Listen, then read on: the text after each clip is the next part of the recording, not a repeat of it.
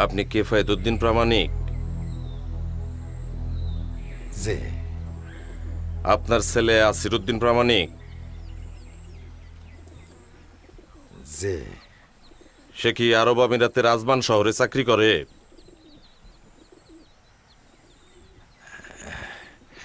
যে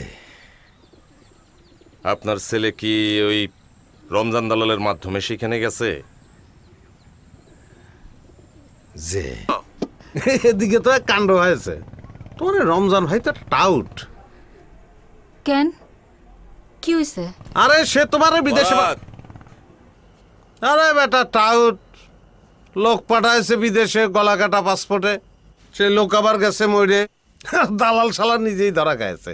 তার চেহারা যদি তুমি দেখতা, সে তো আমারও দেখে নাই, মনে হয় ভূত দেখিছে। তুমি আবার তার সাথে খারাপ ব্যবহার করো নাই তো? তার জন্য এত দরদ তোমার? সে আমারই কইছে বিদেশ পাঠাই দিব।